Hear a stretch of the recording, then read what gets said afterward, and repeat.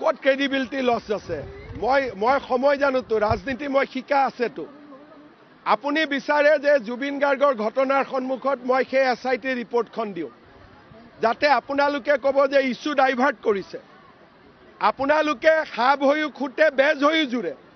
গতিকে এতিয়া অসমৰ মানুহে ন্যায় বিচাৰি আছে এতিয়া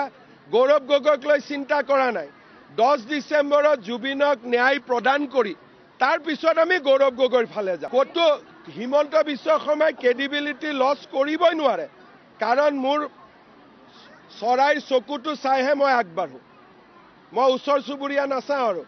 যেনেকৈ দ্ৰোণাচাৰ্য অৰ্জুনক কৈছিল চকুটো চাই থাকিব লাগে মই চকুটো চাই আছো বৰ্তমান জুবিন গাৰ্গৰ ন্যায় তাৰ পৰৱৰ্তী গৌৰৱ গগৈৰ লগত যিটো কৰিব লাগে কৰিব লাগিব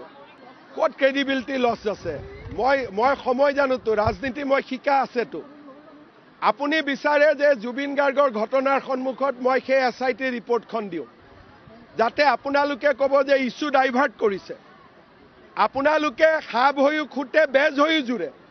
গতিকে এতিয়া অসমৰ মানুহে ন্যায় বিচাৰি আছে এতিয়া গৌৰৱ গগৈক লৈ চিন্তা কৰা নাই 10 ডিচেম্বৰত জুবিনক ন্যায় প্ৰদান কৰি তাৰ পিছত আমি গৌৰৱ গগৈৰ ফালে যাম ক'তো হিমন্ত বিশ্ব শৰ্মাই ক্ৰেডিবিলিটি লছ কৰিবই নোৱাৰে কাৰণ মোৰ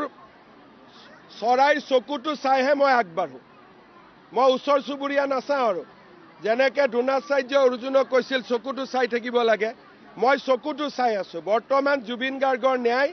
তাৰ পৰৱৰ্তী গৌৰৱ গগৈৰ লগত যিটো কৰিব লাগে কৰিব লাগিব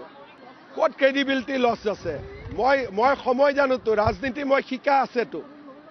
আপুনি বিচাৰে যে জুবিন গাৰ্গৰ ঘটনাৰ সন্মুখত মই সেই এছআইটি ৰিপৰ্টখন দিওঁ যাতে আপোনালোকে ক'ব যে ইছ্যু ডাইভাৰ্ট কৰিছে আপোনালোকে সাপ হৈও খুটে বেজ হৈও জুৰে গতিকে এতিয়া অসমৰ মানুহে ন্যায় বিচাৰি আছে এতিয়া গৌৰৱ গগৈক লৈ চিন্তা কৰা নাই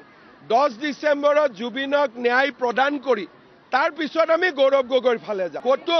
হিমন্ত বিশ্ব শৰ্মাই ক্ৰেডিবিলিটি লছ কৰিবই নোৱাৰে কাৰণ মোৰ চৰাইৰ চকুটো চাইহে মই আগবাঢ়ো মই ওচৰ চুবুৰীয়া নাচাওঁ আৰু যেনেকৈ দ্ৰোণাচাৰ্য অৰ্জুনক কৈছিল চকুটো চাই থাকিব লাগে মই চকুটো চাই আছো বৰ্তমান জুবিন গাৰ্গৰ ন্যায় তাৰ পৰৱৰ্তী গৌৰৱ গগৈৰ লগত যিটো কৰিব লাগে কৰিব লাগিব ক'ত ক্ৰেডিবিলিটি লছ আছে মই সময় জানোতো ৰাজনীতি মই শিকা আছেতো আপুনি বিচাৰে যে জুবিন গাৰ্গৰ ঘটনাৰ সন্মুখত মই সেই এছআইটি ৰিপৰ্টখন দিওঁ যাতে আপোনালোকে ক'ব যে ইছ্যু ডাইভাৰ্ট কৰিছে আপোনালোকে সাপ হৈও খুটে বেজ হৈও জুৰে গতিকে এতিয়া অসমৰ মানুহে ন্যায় বিচাৰি আছে এতিয়া গৌৰৱ গগৈক লৈ চিন্তা কৰা নাই 10 ডিচেম্বৰত জুবিনক ন্যায় প্ৰদান কৰি তাৰ পিছত আমি গৌৰৱ গগৈৰ ফালে যাম ক'তো হিমন্ত বিশ্ব শৰ্মাই ক্ৰেডিবিলিটি লছ কৰিবই নোৱাৰে কাৰণ মোৰ চৰাইৰ চকুটো চাইহে মই আগবাঢ়ো মই ওচৰ চুবুৰীয়া নাচাওঁ আৰু যেনেকৈ দ্ৰোণাচাৰ্য অৰ্জুনক কৈছিল চকুটো চাই থাকিব লাগে মই চকুটো চাই আছো বৰ্তমান জুবিন গাৰ্গৰ ন্যায় তাৰ পৰৱৰ্তী